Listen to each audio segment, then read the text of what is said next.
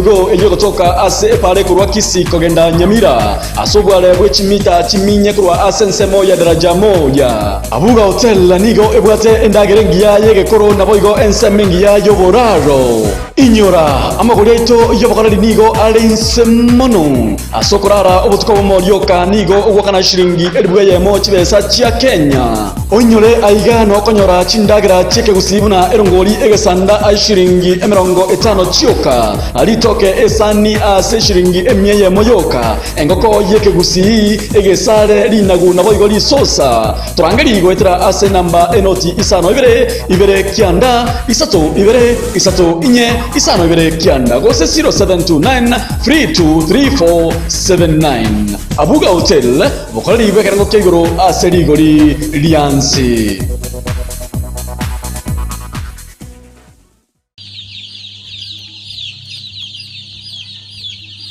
ine aye no mulimi asensemo yobotugibwe chingoko gose oteto gochaka obotugi obwo bono ebinto byabaire ebyororo ntubwate ebichuchu bya Akena Blowers ina yechingoko chigokina asobwango mono naboye gotwara emibere emenene bono ebinto byabaire buya nabakonyora ebichuchu byerituko elimo abere gose amatuko atatu wetera asogwa kesimi enamba enoti isano ibere eyemo isatu isano ibere inye isano inye isano ibere gose 0713 745447 oleterwe limo lioka inyora mbosa tolikobolwa besa chilichon ninki keragara otosirie bosa abana bago nigo tukwerera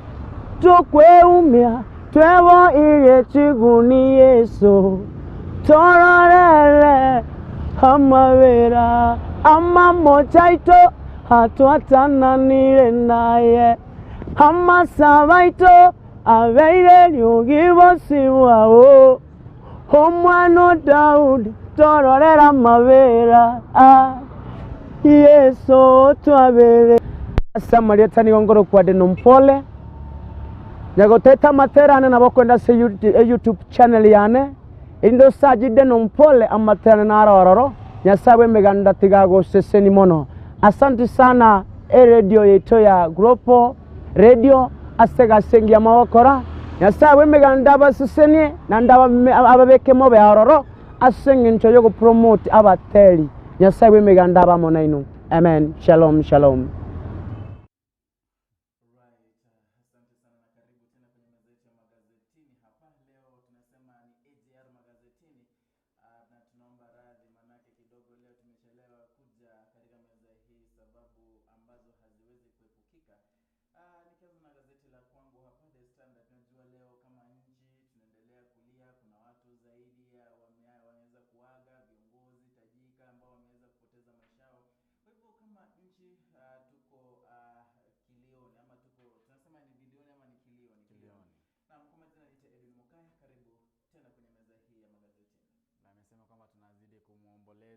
Hasla ambaye ni Hasla Chris Ruby najua jana jana katika mitandao ya kijamii niliona Millicent Omanga akisema kwamba amempoteza Hasla sijui kama jina Hasla inapoteza sijui Hasla Chris Ruby na wengine kuna Jacoyo Midiwo kuna Florence ambaye ni pia ni women rep au ni wale baadhi ya wale ambao walipoteza maisha yao hapo jana. Na kwangu ni Fidel Omoshoge nikiwa na gazeti la Taifa Leo.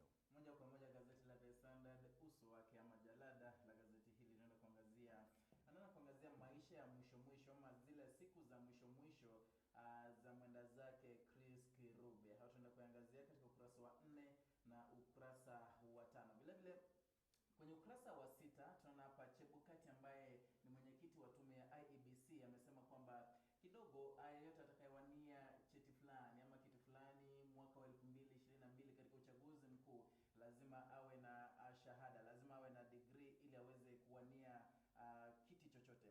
Vile vile ukurasa wa 8 unaenda kuangazia jinsi makaunti mbalimbali yanaendelea kutoa onyo kwamba wanaenda kusitisha kazi za kaunti kwa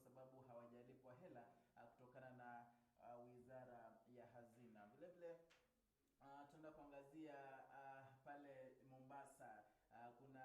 Kuna showdown huko kati ya Hassan Joho pamoja na Suleiman kutokana na uongozi, succession politics za mwaka 2022 hasa katika eneo hilo. Kwa hivyo tunataka kuangazia kidogo, tunaona kwamba ni lipi ambalo limeweka Joho kwenye sintofahamu hiyo. Tuende moja kwa moja ukurasa wa kwanza gazeti la Taifa Leo. Katika ukurasa huu wa majarada la gazeti hili la Taifa Leo wanasema kwamba bilionea Chris Kirubi aga dunia baada ya kuugua kansa muda mrefu. Wanasema kwamba Uhuru awaita viongozi baada ya Mtua na Ngilu kulalamikia eneo lao ambalo ni Ukambani kutengwa kimaendeleo. Wanasema kwamba sasa Uhuru ameamua kupeleka minofu pale. Huu ni ukurasa wa pili. Katika ukurasa wa tatu wanasema kwamba makali ya COVID-19 yaacha maelfu ya wapwani bila mapato. Katika ukurasa huu wa pili pia wanasema kwamba mwanaume mmoja pata familia ikitayarisha mazishi yake huku akiwa hai. Katika ukurasa wa tano wanasema kwamba hatimaye barakoa ni lazima Tanzania, huku wakisema kwamba dimba la Europa lazidi kutia fura. Ukurasa wa 16. Kumbuka kwamba ukurasa wa 6 na wa 7 ni jaribio la mitihani. Shamaliza? Yeah. Ukurasa wa pili gazeti la The Standard moja kwa moja tangazia historia kama kawaida. Na leo hii tunakuangazia KICC ama ambayo inajulikana Kenyatta International Convention Center. Sijui iwaje kidogo miaka iliyopita ikiwa ulikuwa unaenda mjini Nairobi na hujawahi fika pale, ulikuwa unatafuta jengo kubwa zaidi ambalo ukienda pale unasimama pale ukingojea mtu, unajua mimi niko hapa KICC. Kila mtu anakuja kutafuta, ikiwa ni ulikuwa na relative mwenzako pale aje ili aweze kukusaidia. Vile vile sijui tukimbie madukani kidogo kisha tutarejea ili tuweze kuendelea kidogo. Mwanjo mategereri o global Gusi Global Radio yeganko nigafamu nimbwate chingo kongonia nimbwate ebichuche byo gutuga as from amatuko chinta matuka aliyo tagete yakogera abantu bande bagoteba nga ali tukelimo go bwo chibyakwa nabo gochakera na kole ko bya vaccination byonsi nabo ngo konelia gusenko anali chije ise chikobeka magena gusenko anali chigo chikolia chitwani njirororo nabo ngo konelia magena narora yokonia magena naro yo guturagia banya gutagete karibu nabo ngo konelia byonsi etwani enene 1500 nengo ko engiye byege kabwato geichire 8700 to 800 but it's negotiable. Ande nche gongutoka ase nambeye 0722282631. Nande nosa ko Google kanya go town yo Google ko nigafamu ikego kalenta bakageita bone. Karibu. Ige ganko nigafamu baboto bwata mabere amange gotagete ko gore ngombe nero nabo konyora lakini mono na mabere na mangale per day na otokonyora 100 liters na igo munye kubwata matanga kubwata shere tukanya guchandika tukanya gora mabere ye packet akesi mikoniga farm mchuo ya mabere atuwani go na bakonyora 40 liters nobwata matanga 40 liters nobwata kirageli 50 liters na bakonyora ande kutaka kuondigia na bakonyora se nambeye 0722282631 Janet. Kusenye ko korbo songo usikunye korunse mende yonsi kubwate smartphone just Google koniga farm ya kalenta bakageita.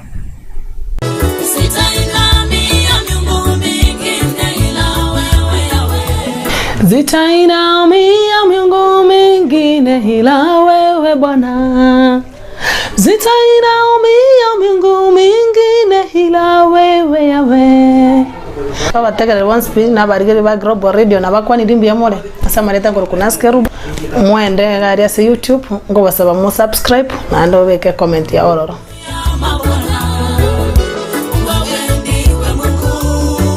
onyora ogotero kwa Mungu wa miungu buna eskiza tuni yago genda sense moye message olike elieta skiza utigiribaga umata 761 9942 eliotume uchiase namba 811 genda ase ense moye message olike elieta skiza utigiribaga umata 761 9942 eliotume uchiase namba 811.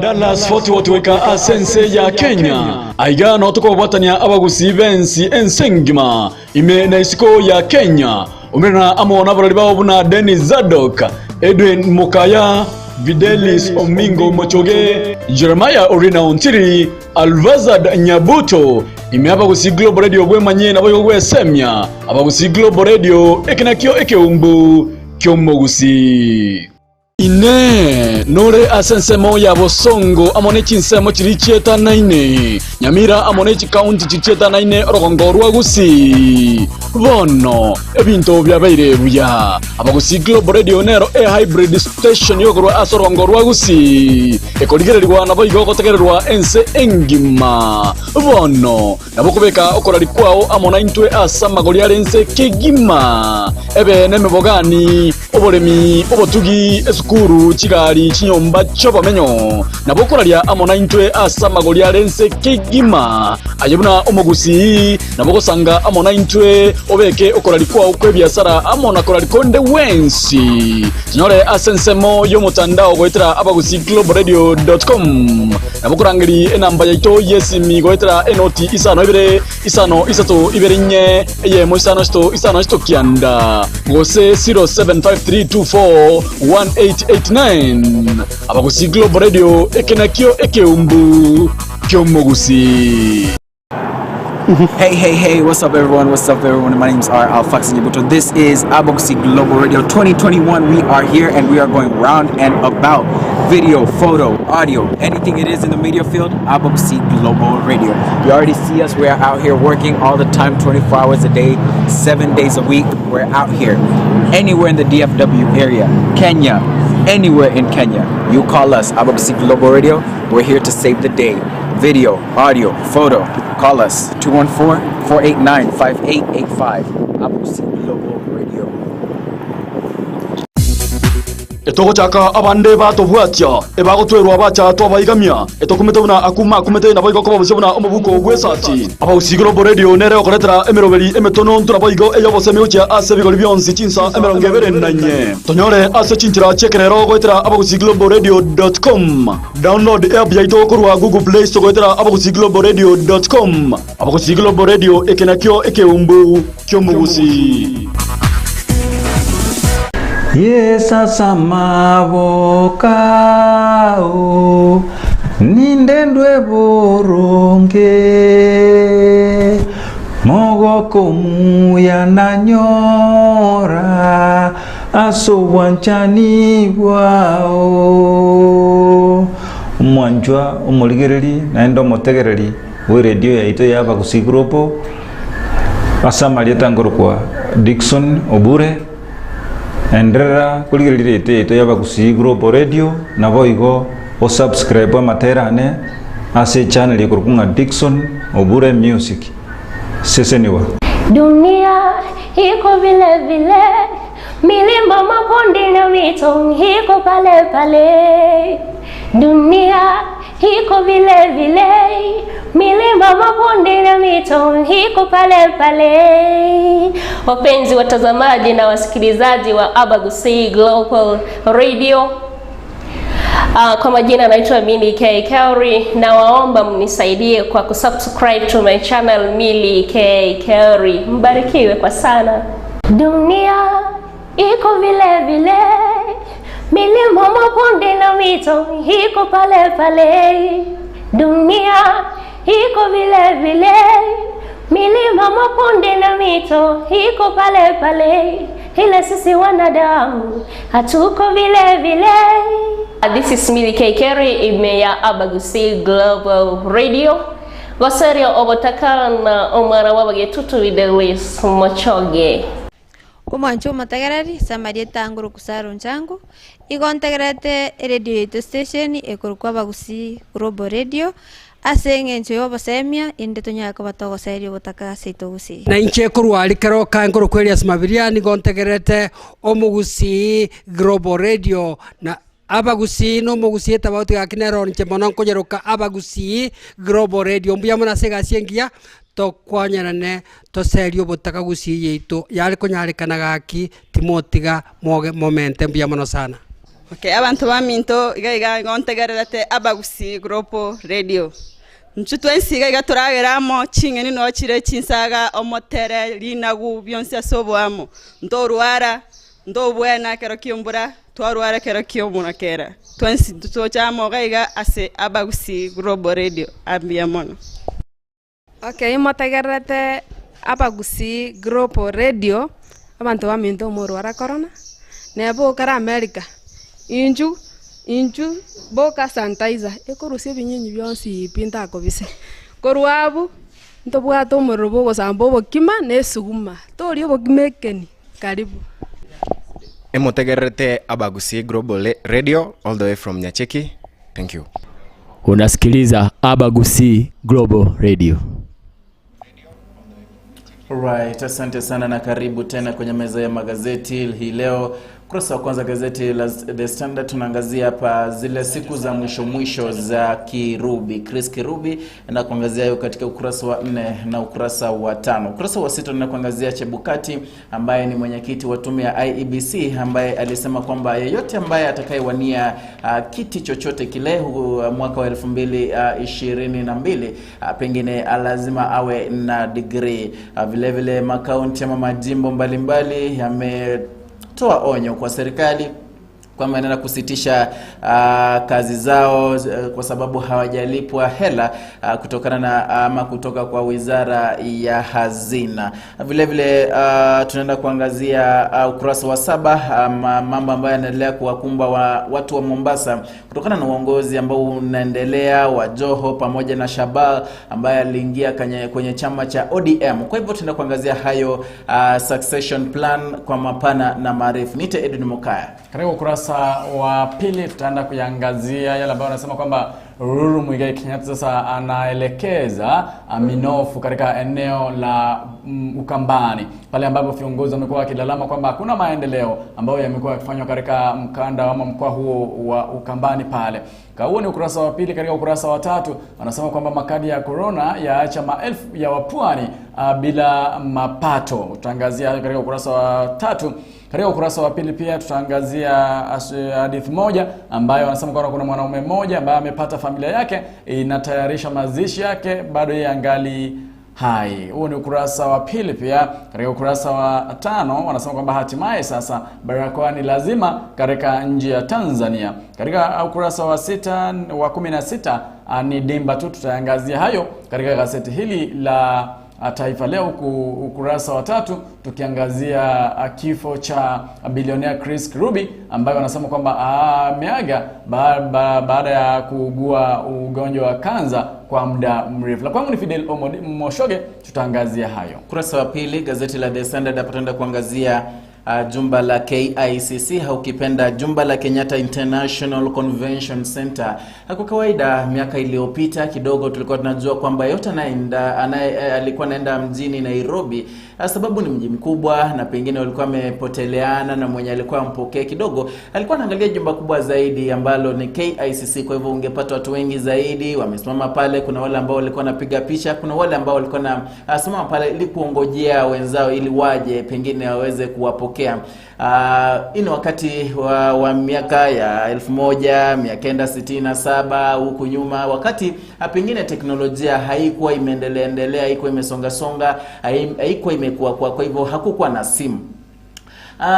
Pale vile vile KICC kulikuwa na watu ambao walikuwa napata pato la kwao kupiga picha, kukupa picha, na vile vile yeyote ambaye alikuwa anaenda mjini Nairobi pengine kutembelea rafiki hangetoka pale kama hajapigwa picha ama hajatembelea jumba hili la KICC. Na jumba hili lilianzishwa mwaka 1967 kutokana na aliyekuwa katibu wa chama cha KANU ambaye alikuwa anaitwa mwenda zake Tom Mboya, ambaye alikuja na hilo wazo na kisha akapatiana kwa Jomo Kenyatta ambaye alihakikisha kwamba lazima alitendea. Kwa hivyo walitafuta architect ambaye alikuwa anaitwa Carl Henrik ambaye aliweza kuamua kwamba jumba hilo liweze kujengwa mahali pale. Kurasa wa pili gazeti hilo. Kurasa wa tatu, hapa tunaangazia kisa kimoja. Tumejua kwamba kuna visa anuai vimekuwa vikiripotiwa kutokana na dada zetu ambao wanaenda pale Middle East. Kuna nchi zile za Saudi Arabia, Qatar, kuna hizo zote wanaenda huko kuwa kama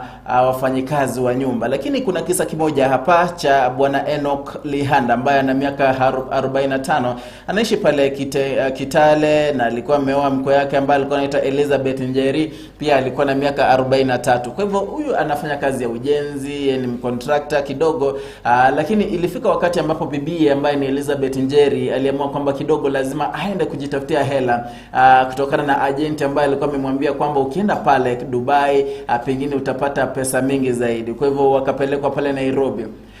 Kuna watoto vile vile, kwa hivyo aliweza kuaga watoto wakati bwanake ambaye ni baba watoto hao hakuwa kwa nyumba. Akamwambia kwamba nitachukua miaka mingi zaidi kurudi ama kurejea. Kwa hivyo mtoto wa kiume aliweza kupigia babake akamwambia mamangu ametoka na amesema hatarudi hivi karibuni. Kwa hivyo babake kuchunguza akamwambia kwamba kidogo anaelekea Dubai kufanya kazi ya nyumba. Kwa hivyo ndio hivyo, simu yake ilikuwa mteja. Wakamfuata hadi pale Nairobi, ikambidi atembee kilomita 300 ili aweze kumfikia kwenye jengo moja ambalo linajulikana kama Our Lady of Sorrows Home Care Training Center, ambapo watu wengi, wanawake wengi wamekusanywa pale ili kupewa mafunzo jinsi ya kutumia vyombo kadhaa pengine ili kuwatayarisha kwenda kufanya kazi ya nyumba. Hapa ndiye aliweza kumregesha. Alipata wengine wengi zaidi pale kisha kumrejesha nyumbani. Wakati bibie pia alikuwa ameamua kwamba ni wakati aliangalia akaona kuna wengine wanatoroka pale, kuna maisha yamekuwa magumu, na kuongezea zaidi alikuwa ameambiwa kwamba angepelekwa Dubai, lakini kufika pale akapata kuna mabadiliko kidogo kwamba angepelekwa Qatar. Kwa hivyo ikabidi aanze kutafuta bwanake, amwambie bwanangu nateseka hapa, nirudishe nyumbani. Kwa hivyo ni kisa ambacho utakipata kwenye ukurasa wa 3 gazeti la The Standard. Katika ukurasa huu wa pili wanaangazia mawaziri tajika ambao wamejiingiza katika siasa. Wanasema kwamba mawaziri hawa ambao ni wana ufuasi mkubwa ni waziri Pira Munya, kuna waziri John Munyes madini na mafuta, kuna Fred Matiang'i, kuna Joe Msheru habari na teknolojia. Wanasema kwamba hawa ni baadhi ya mawaziri ambao ni tajika, kina Mutahi Kagwe ambao wamechitoza katika siasa, na kariba huwa inakataa kwamba ukiwa waziri haufai kuingia ama hufai kuegemea upande wowote wa kisiasa. Ukurasa wa pili. Ukurasa wa 3 wanasema kwamba Uhuru awaita viongozi baada ya Mtua Ngilu kulalamikia eneo lao kwamba limeweza kutengwa kwa maendeleo. Ikumbuke kwamba juzi tu siku chache ambazo zimepita, wakati viongozi mbalimbali kutoka eneo hilo la Ukambani walikuwa wanamzika mwenzao Kalembe Ndile ambaye alikuwa mwanaskora na ambaye alikuwa mbunge wa zamani wa Kibwezi, viongozi wengine waliweza kukutana pale akiwemo Charity Ngilu, ikiwemo Alfred Mutua, Kalonzo Musyoka ambaye ni kinara wa chama cha Wiper. Waliweza kukutana pale na Charity Ngilu na Mutua, wakaweza kulalama kwamba eneo lao la Ukambani limeweza kutengwa kwa njia ya kimaendeleo. Jana ujuzi Rais wa Jamhuri ya Kenya Uhuru Muigai Kenyatta aliweza kuwapigia simu viongozi hao watatu ikiwemo Ngilu, Mutua na Kalonzo Musyoka na kuambia kwamba angeweza kukutana na viongozi kutoka eneo hilo la Ukambani, na sasa wamepanga kwamba Uhuru atatembelea eneo hilo ili kuzindua miradi mbalimbali ya maendeleo. Huo ni ukurasa wa pili. Katika ukurasa huu wanasema kwamba matatizo yazidi pwani, corona ikifuruga utalii. Wanasema kwamba kuna wanaume 3 ambao wapo kotini baada ya kupenya DCI. Wanaume hawa waliweza kudaiwa kwamba waliweza kuweka mitambo ya kunasa sauti na mawasiliano katika afisi za DCI kinyume na wasimamizi wa ofisi hiyo. Katika ukurasa huu wa pili ni familia ambayo ilikuwa imeandaa mazishi ya aliye hai. Edwin aliweza kuangazia story hii hapo jana, hadithi yote aliangazia kwamba kuna kijana mmoja ambaye alikuwa ameshikwa kwa curfew na akapelekwa katika kizimba moja ama akapelekwa katika jela moja, akastakiwa pale na akakaa pale kwa miezi miwili. Kurudi nyumbani akapata kwamba wazazi wake na jamii yake ishaandaa mazishi yake. Ukurasa wa 3 wanasema kwamba bilionea Kirubi aaga dunia baada ya kuugua ugonjwa wa kansa. Wanasema kwamba bilionea huyu ni mtu ambaye ni tajika na aliweza kuorodheshwa kuwa miongoni mwa watu 40 ambao ni matajiri zaidi kutoka Afrika. Wanasema kwamba ni mmoja ambaye pia anamiliki kituo cha radio cha Capital FM na vitu zingine ambazo anamiliki. Wanasema kwamba aliweza kusaidia klabu ya Gor Mahia sana. Aliweza kuikabidhi klabu hiyo ya Gor Mahia uga ulio na vifaa vya kisasa na kuwapa shilingi milioni 1, na pia aliweza kuwalipia nauri wakienda kucheza pale Nigeria, na ameweza kufanya mambo mingi ambayo yametajwa katika ukurasa huu wa 3. Ingawa jana niliona katika mtandao wa kijamii wanasema kwamba ni hustler. Sijui hustler wana jina limeanza kutumika vibaya. Kwao ni hustler. Katika ukurasa huu wanasema kwamba Wizara ya Fedha katika kaunti ya Nairobi yapewa makataa ya siku 10 ili itumie kaunti shilingi bilioni 102. Kumbuka kwamba Martin Wambura ambaye ni msemaji ama ni chairman wa Council of Governors jana aliweza kusema kwamba amewapa hadi Ijumaa ijayo waweze kutuma fedha ambazo ni takriban bilioni 102 ambazo zinafaa kufanya kazi katika kaunti mbalimbali 47. Ikumbuke kwamba kaunti hizo zote bado hazijapokea fedha hizo kutoka kwa serikali kuu. Sasa Council of Governors wamesema kwamba watasitisha huduma zote katika kaunti iwapo ikifika tarehe Ijumaa kama bado fedha hizo hazijapeanwa kwenda kwa kaunti mbalimbali. Hayo tu ndio yapo katika ukurasa huu wa 2 na 3 katika gazeti la Taifa Leo. Shukrani sana. Ukurasa wa 4 hapa tunaangazia kifo cha Chris Kirubi na maisha yake kidogo kabla afe. Chris Kirubi alikuwa amezaliwa mwaka wa 1941 na kifo chake kilitokea hapo siku ya Jumatatu saa 7 mwaka wa 2021 ambayo ilikuwa ni tarehe 14 Juni mwaka wa 2021. Na vile vile kutokana na familia yake wamesema kwamba alikuwa akipigana vita zaidi na ugonjwa wa saratani kwa muda sasa. Aligundua kwamba akona ugonjwa huu mwaka wa 2017 ambapo aliweza kupelekwa pale majuu ama United States of America kwingine kupata matibabu. Alirejea vile vile akaendelea na maisha yake kama kawaida. Na inajulikana kwamba alikuwa ni mwanabiashara tajika ambaye alikuwa amewekeza zaidi kwenye biashara mbalimbali. Na vile vile ingawaje alikuwa hospitalini, kuna wakati alikuwa amelazwa. Hata kama alikuwa amelazwa pale Marekani, bado alikuwa anakifuatilia sana biashara zake. Hii ni kutokana na ujumbe ambao manager wake alikuwa akisema kwamba yeye hakuna lolote ambalo silolijua. Na vile vile mwaka jana kunradhi mwaka wa 2019 aliweza tamba zaidi kwenye mitandao ya kijamii baada ya Churchill baada ya kufanya mahojiano na Churchill pale ambapo alisema kwamba ndoa ni kama ni jela. Ndoa vile vile ukiingia kwenye ndoa jua umeingia jela na kwamba ni long time commitment. Pengine acha ni nukuu yale ambayo alikuwa akisema. Alisema if you marry a good woman it is such a pleasure, but there are some women who are like they first went to the army then came back for you to marry them. Kwa hivyo ngawaja alikuwa anapigana zaidi na ugonjwa huu wa saratani, bado yeye alikuwa ana ule mtazamo wake tu bado kwamba pengine ukioa bibi hiyo ni kifungo cha maisha umejipa. Ndio maana akasema yeye kidogo hangeweza kupigana na mwanamke, ikabidi kwamba walikosana na bibie. Yes. Ngawaja alikuwa na watoto wawili ambao ni wale ambao wanajulikana. Pengine hatujui wengine wajua kama kifo imetokea jambo kama hili. Kuna wengi ambao unajua watajitokeza.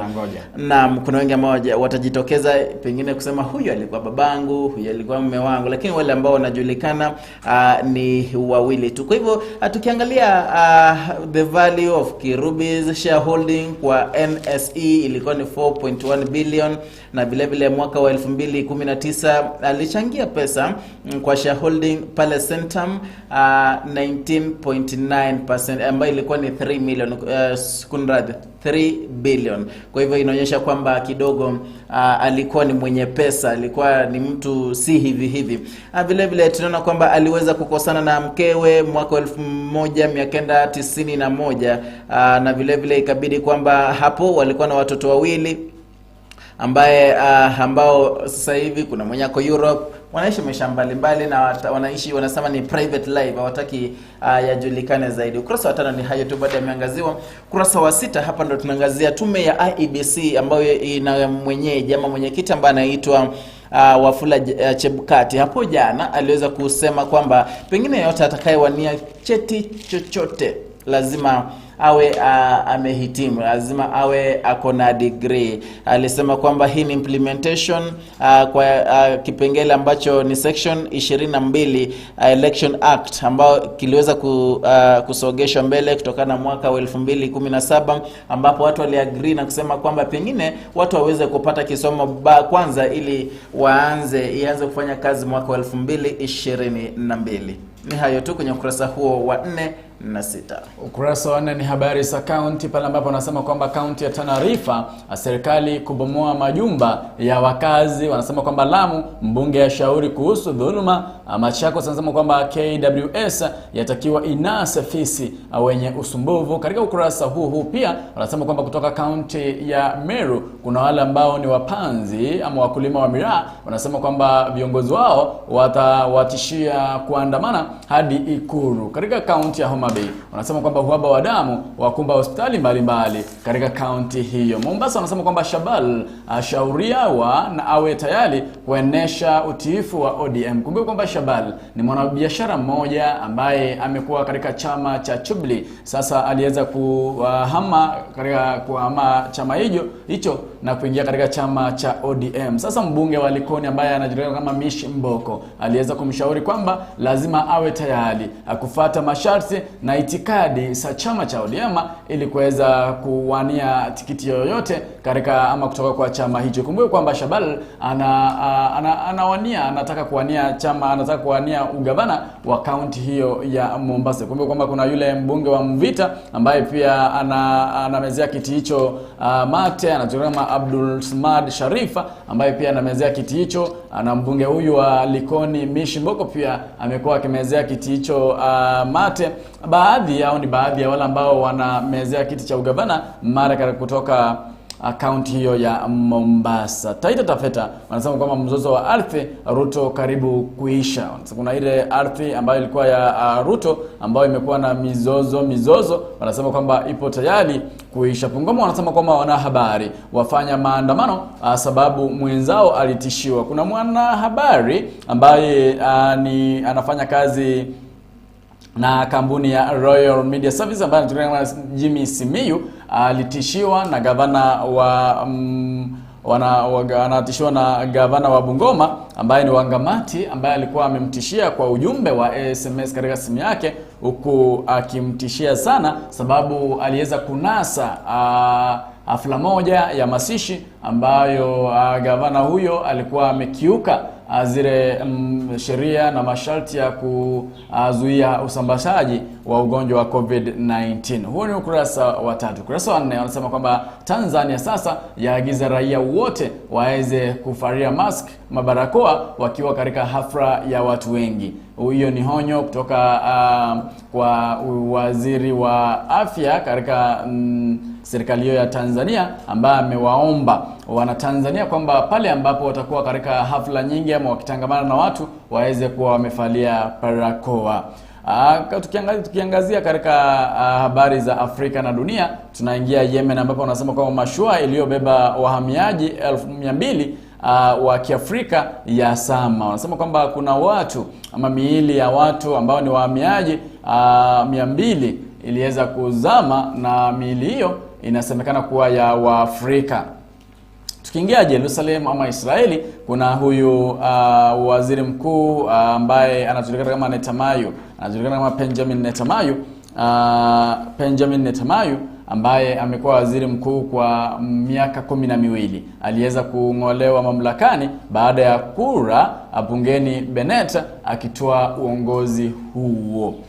Katika Lusaka, Zambia, kuna huyu rais wa kwanza wa Zambia ambaye anajulikana kama Kenneth Kaunda. Anasema kwamba wananchi wa Zambia pia ulimwengu mzima umweke katika maombi wakati anapambana na magonjwa mbalimbali katika nchi hiyo ya Zambia. Kumbuka kwamba huyu ndiye alikuwa ameikomboa nchi hiyo ya Zambia kutoka kwa wakolonia na umri wa miaka 97. Tukiingia katika Kampala, Uganda, wanasema kwamba wafuazi wa Bobi Wine wameashiliwa kwa dhamana. Hao ni wale wafuazi ambao walikuwa wameandamana wakati uchaguzi ulikuwa unafanywa mwaka uliopita. Sasa wanasema kwamba wameweza kuachiliwa kwa dhamana huku wamekuwa wakifungwa kwa takriban miezi 6. Hayo tu ndio yameangazwa katika ukurasa huu wa 4 na 5, ikiwa ukurasa wa 6 ni jaribio la mtihani na sababia ni jaribio la mtihani. Ukurasa wa 7 gazeti la The Standard, hapa tunaangazia the succession plan pale Mombasa, tukiona kwamba Hassan Joho kidogo ni kama amemaliza kipindi chake cha pili, na maswali yanaendelea kuibuka kwamba ni nani atakayeshika hatamu ya uongozi baada ya Joho kutoka mamlakani. Na vile vile kuna yule mpinzani wake ambaye amekuwa kipinzana zaidi kuanzia mwaka wa 2013 na vile vile mwaka wa 2017, na sasa hivi ashaingia chama cha ODM, na kwamba sasa hivi amesema kwamba yeye ndiye atachukua uongozi, atachukua kitikiti ya ODM. Na vile vile kuna yule ambaye alikuwa wa karibu zaidi wa Joho, alikuwa ni mbunge wa Mvita ambaye ni Abdulswamad Nasir, ambaye pamoja na deputy William Kingi. Kwa hivyo kuna tafaruku, kuna shida hapa kidogo, manake kuna mjadala na ambao unaibuka kwamba ni nani Joho atampa mkono, manake ODM ambao ni chama chake kitamtoa Suleiman Shahbal, vile vile anastahili kivyake tu, anastahili kumsupport yule ambaye amekuwa akimkampenia zaidi, amekuwa kwa upande wake zaidi ambaye ni Nasir. Kwa hivyo kuna mambo mengi yanaendelea pale Shahbal. Kuna wengine walikuwa wanasema kwamba Shahbal kidogo ni mtu anapenda kurukaruka vyama, na wanasema kwamba pengine kabla mwaka 2022 ama uchaguzi wa mwaka 2022 pengine utapata kwamba ashatoka tena ODM ameenda kwa chama chingine. Anasema kwamba kidogo kuna vyama vingi zaidi, karibu vyama 5 asharuka kutoka aanze mambo ya siasa, kwa hivyo haaminiki tena. Kwa hivyo hiyo ni taarifa ambayo tuipata kwenye ukurasa huo wa 7. Ukurasa wa 8 vile vile tunaangazia kaunti mbalimbali na jinsi zinaendelea kulalama. Hii ni kutokana na Wizara ya Hazina kutowalipa hela za matumizi ambayo zinaenda zaidi ya bilioni 100. Kwa hivyo wamesema kwamba kidogo to be specific ni bilioni 102.6 ambazo zinastahili kulipwa kwa kaunti mbalimbali nchini Kenya na bado hazijalipwa kufikia sasa. Kwa hivyo kama kaunti mbalimbali wanasema kwamba, ama viongozi wa kaunti hizi wanasema kwamba kidogo wanaenda kuingia kwenye mgomo pengine kutokana na kutopewa hela hizo. Katika ukurasa huu wa 8 wanasema kwamba maendeleo yenye ubaguzi yamalizwe. Kumbuka kwamba hii ni baada ya Rais Uhuru Muigai Kenyatta kuwaita viongozi kutoka eneo la Ukambani ili kuweza kuwafanyia maendeleo katika eneo hilo. Hii ni baada ya viongozi hao kuweza kulalamika katika mazishi ya Kalembe Ndile kwamba eneo lao limeweza kusahulika katika maendeleo. Huku wanasema kwamba wandani wa Mudavadi Wetangula wasizime ndoto ya Raila come 2022. Hii ni baada ya kiongozi wa chama cha NC Amani National Congress Musalia Mudavadi kusema kwamba Raila tena haaminiki, na akasema kwamba haezi atakatu kuungana na Raila katika uchaguzi ujao mwaka wa 2022. Kumbuka kwamba baadhi ya wanasiasa wamekuwa wakisema kwamba kuna mbinu ama njama ya kuhairisha uchaguzi huo ili kupeana nafasi katika ripoti ya maridhiano ya BBI. Ukurasa ni wa 8. Katika ukurasa wa 10 sioni taarifa, tunaingia ukurasa wa 10 na ukurasa wa 10 pale ambapo ni barua ambazo zimeandikwa kama kawaida ama ada. Ukurasa wa 10 katika gazeti hili ni barua. Kuna huyu mmoja anasema kwamba naam, Gavana Ngilu alipiga ndipo NASA wasipojipanga Ruto atawashinda. Mpangilio wa Narok ni duni Kuna huyu anasema kwamba ndio Nairobi Metropolitan Services funga majaa haya. Kuna huyu anasema kwamba ninawasikitikia raia. Kuna huyu anasema kwamba wachezaji akipa watumike. Kuna huyu anasema kwamba wazazi wanafaa washiriki katika malezi ya watoto wao. Kuna huyu anasema kwamba kinara wa chama cha ANC alisema kwamba hawezi msaidia ama kuungana tena na katika muungano wa NASA. Anasema kwamba unadhani mwelekeo wa kisiasa wa Mudavadi ni upi? Hizo ni baadhi ya barua ambazo zimeandikwa katika ukurasa huu wa 10 na 11 gazeti la Taifa Leo. Asante sana. Ukurasa wa 12 hapa tunaangazia majumba mbalimbali na yenye dhamana zaidi ambayo yatakuwa yakiporomoshwa pale Karatina ama mji wa Karatina. Hii ni kupatia nafasi Kenol Sagana Marua Dual Carriage highway ambayo itakuwa ikijengwa pale. Kwa hivyo wanasema kwamba mamilioni ya pesa yatakuwa yamepotezwa. Ukurasa wa 12 huo. 13 ni matangazo tu. 14 hapa ndo tunaangazia kisa cha anaitwa nani? Jokoyo Mediwe ambaye alikuwa ni mbunge wa Gem ambaye aliweza kuiaga dunia kutokana na ikumbukwe pia kuwa Mediwe alikuwa ni binamu yake kinara wa ODM Raila Odinga, na kwa hivyo kutokana na msemaji wa familia hiyo ambaye ni Oburu Oginga alisema kwamba walipata habari kutoka kwa hospitali ya Nairobi kusema kwamba Jokoyo Mediwe alikuwa ameiaga dunia. Watu wengi walituma rambirambi zao akiwemo rais wa nchi ya Kenya Uhuru Muigai Kenyatta ambaye alimsifia Jokoyo Mediwe kwamba alikuwa mtu mtendakazi na mtu mwema wenye wema. Kwa hivyo hiyo ni hadithi ama ni taarifa ambayo utaipata kwenye ukurasa huu wa 14. Katika ukurasa huu wa 12 wanazungumzia afya pale ambapo wanasema kwamba wale mama ambao ni wajawazito wajidahadhari juu ya minyoo ambayo inaishi kwenye utumbo, mayai. Wanasema kwamba wamama ambao ni wajawazito waweze kujidahadhari. Wanasema kwamba minyoo huweza kusababisha kuumwa na tumbo pale ambapo mama ana ujauzito. Kuna huku ambao wanasema kwamba usababishwa na kutembea miguu tupu. Kuna oscaris ambayo hutokana na maji au vyakula ambavyo si safi. Katika ukurasa huu wa 15 wanasema kwamba ligi kuu ya rejea, timu sikipigania nafasi ya CAF ama CAF. Huyu anasema kwamba katika kaunti ya Taita Taveta wanne kupokea mafunzo ya riadha. Kuna wasichana ambao wanafaa kupokea mafunzo ya riadha. Huyu anasema kwamba katika kaunti ya Nairobi Talanta bado NSL richa ya sare. Kuna huyu anasema kwamba Mora atinga muda wa Olimpiki 800 mita 800. Kuna huyu anasema kwamba Ogalo kuzidisha zoezi la taekwondo, dereva mchanga zaidi akushiriki safari lali. Kuna huyu dereva ambaye ni mchanga zaidi mwenye umri wa miaka 19 anasema kwamba yeye ndiye atakuwa wa kwanza kwa mchanga zaidi kushiriki katika shindano la safari lali. Anajulikana kama Olfa Solberg.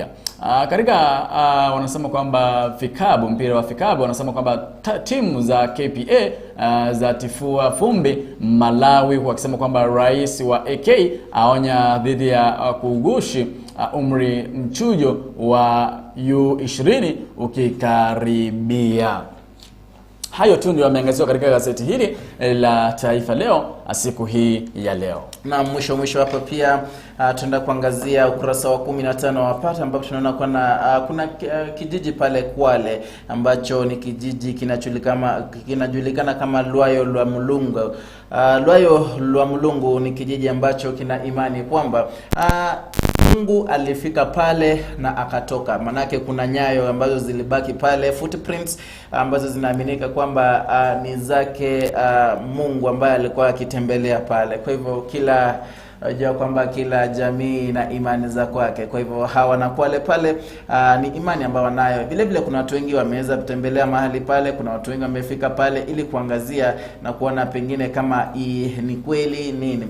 Na vile vile kwenye ukurasa huo chuo kikuu cha Laikipia kimeweza kupewa agizo kutokana na koti ili kuweze kumfidia mfanyikazi aliyekuwa mfanyikazi kama assistant accountant shilingi ya dhamana ya milioni 1. Hii ni kutokana na kufutwa kazi kimakosa, kwamba aliweza kufutwa kazi na kuachishwa kazi na hakuwa na kosa lolote. Kwa hivyo aliweza kuenda kotini, na ambapo sasa ameweza kutokana na jaji ambaye ni Justice Wasilwa alisema kwamba kidogo chuo kikuu hicho kinastahili kumfidia shilingi zaidi ya milioni 1. Mwisho vile vile kama kawaida, ukurasa wa 19 ni maoni ambayo tutaenda kuangazia. Kuna swali hapo linaulizwa kwamba pengine ni vyema ikiwa watu wa Mlima Kenya, ama tuseme tu Mlima Kenya East itaanza chama chake cha kisiasa. Ni swali tu, ikiwa Mount Kenya East itaanzisha chama chake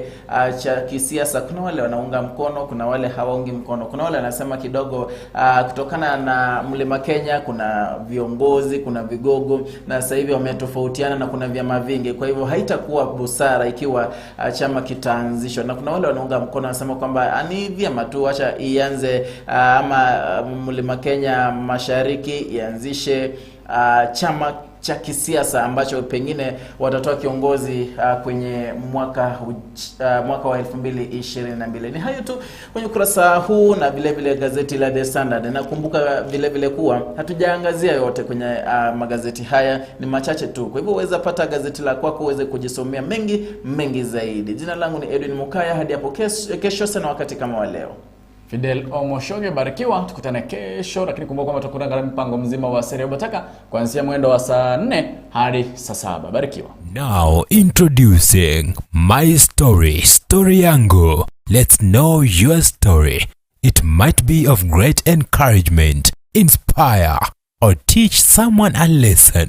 Sasa ungana naye Omwana Wepegetutu Videlis Omingo Muchoge kila siku ya wiki ndani ya Story Yangu, kuanzia mwendo wa saa 4 asubuhi hadi saa 8 mchana.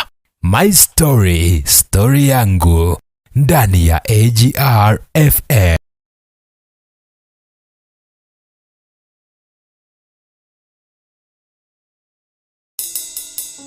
Neno moja najua,